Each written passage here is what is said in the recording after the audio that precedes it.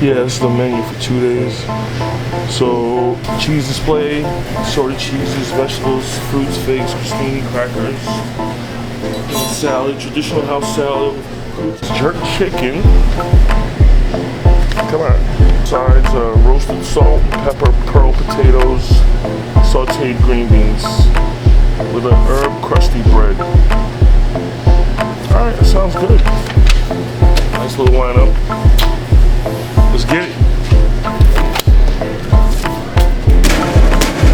A lot of leaks. The leaks are leaking all over the place. I don't think I'm gonna need this many leaks. Enough leak for a whole army. Strip on.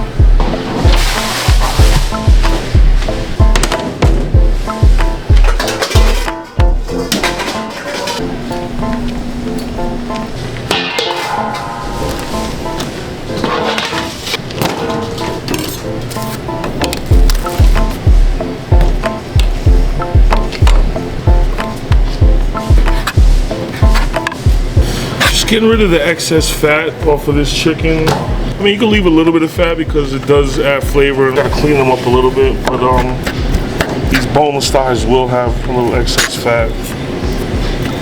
Just for presentation, just to give it a better look. See, there's two types of fat. One on one side of the thigh it has the fat that kind of just scrapes off with the back of your knife. On the other side, this has to be like kind of skim cut off a little bit. It doesn't come off as easy. I want to put these in the smoker for a little while just to get that as much as the authentic flavor as possible.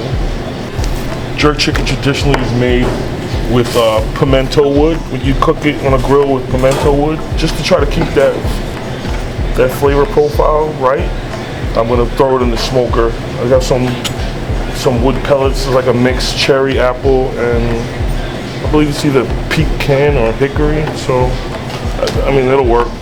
One of the key components in making jerk chicken is actually the jerk seasoning, which I don't believe is present at the moment. I know Gray's coming here at 12 o'clock. It's about almost 10 o'clock now, so give him a heads up and let him know. The jerk seasoning doesn't have that much salt, so I like to put a little bit of S&P, some type of salt and pepper blend, whether it's like a seasoned salt like Lowry's or adobo. I do have some adobo.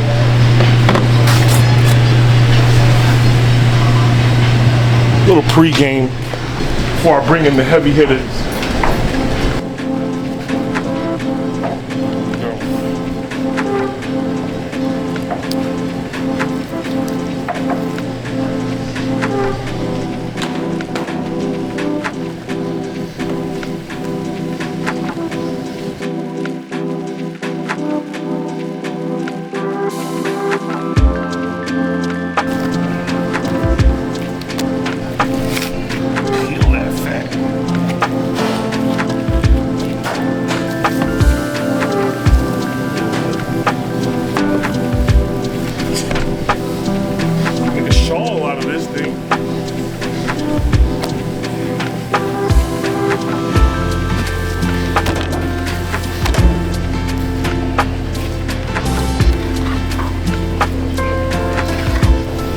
Something like this. Normally sometimes we throw it away, whatever, but I like to season it, throw it in the smoker, let the bad boy cook now. It's a really good piece of meat.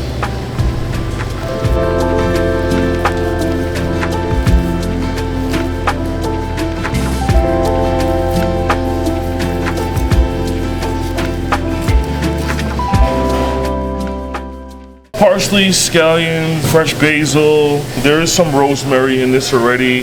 This is some herb oil that I made the other day. I'm just gonna add some of it to this blend. I'm just gonna rub this down, get a little herb oil on it so I can throw it on a flat top. I'll sear it off a little, let it rest, and then tomorrow that bad boy will go in the oven for about half an hour. No problem, my man.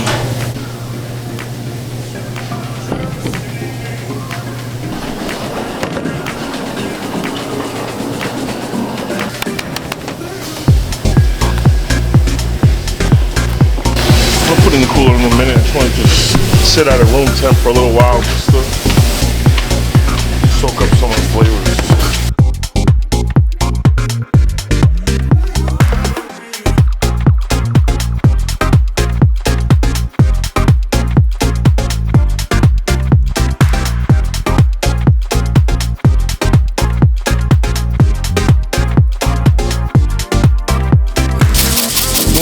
I'm trying to get the smaller pieces out. Alright, let's do a little binder. Use that as a binder, rub it down with the mustard. That'll help the dry rub adhere.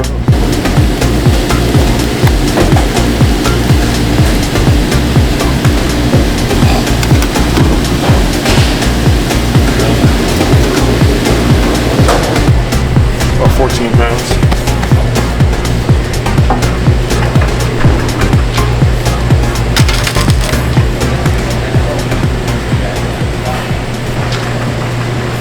So what we'll have, and when we cook them that night, and that's on Friday night, we'll grill mark them here, finish them in the oven up there, or we will do them up there. Do you know what I'm saying? I'm gonna get a little smoke on that, and then if you want, if we finish in the oven, what I'll do, I'll just get a little smoke on it and wrap it, and we can finish in the oven. It'll be no problem. On the strip loin. Yeah. The strip loin's gonna be grilled. The strip loin. I'm talking straight strip loin right now. All right. Yeah, that'll be grilled. Because that was the sliced tenderloin on here. But since we have the strip, we're gonna take that 14 pounds. We're gonna fabricate them into 6-ounce strips. Okay. Have a little fat on them. Now, your jerk chicken, I know you want to get that seasoning, so you'll have the seasoning in the next couple of hours. Yeah, no problem. So with those steaks now, we can still have chimichurri and horseradish on the side. Yep. And the only thing I want with your short ribs is, why are you throwing smoke on them? Just because? Because it'll be a better flavor. So I just want those in, and get those in, and let's get those braised and nice. You know, nice and get with Kepler, just if you need any technique on that. Grilled salmon's super fucking easy. Did you get the leeks, homeboy? Yes. My man. Shallots and leeks, not too heavy. Luck goes a long way. Squash medley, let's saute up there. Don't do it here. But do your mise en place here, cut them. Okay. All right? Yep. Thank you, chef. Thank you. So let me get with Kepler. I'm gonna put a little smoke on it just for the flavor profile. As far as portioning, how would you recommend? I mean, after the smoke, I would break it down to individual portions now before it gets braised. Heard. That's how I like to do it. Heard. All right. Because then, at the end of the braising, when you go to cut, I'm doing short. That doesn't happen when you break it down prior. Exactly but do the smoke as a whole, then break it down, and then go ahead and 20 in each hotel pan and braise it like that. All right. Or whatever the number is. Thank you, chef. Yeah, man. All right. So this bad girl will go in the smoker. Top secret.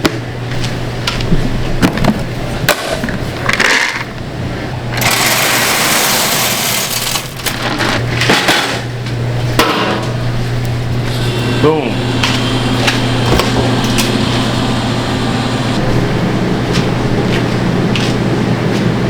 That's this one.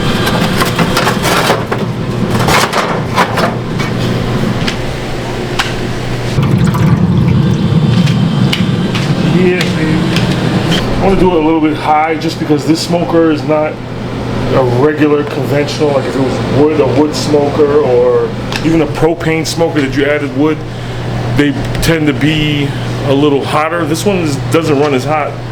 So when I would typically maybe smoke at 200 degrees or something like that, I go a little high with the heat with this particular model, just so I can get a little crust on it. Nice little sear on it, and then just to seal it in.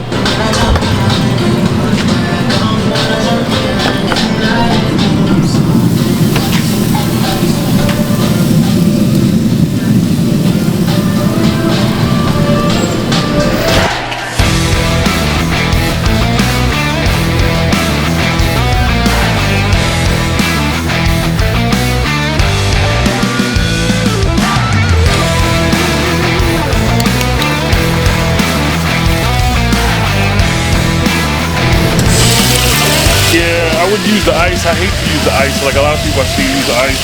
I just want to cool it down so it stops cooking because since it's going in the oven anyway again tomorrow to make the baked mac and cheese. I don't want to like super mushy.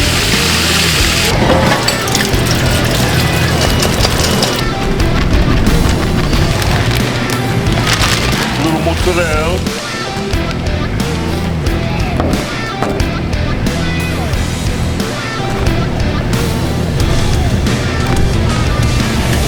We don't make whack and cheese over here. Be cheesy. Albert, do we have a large gray bin? We saw the black truffle compound butter. That's in the box. That is. It's that slap your mama right here.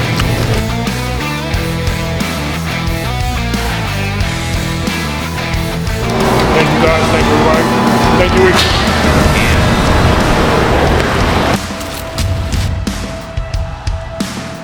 Nice bag for Rob for Christmas.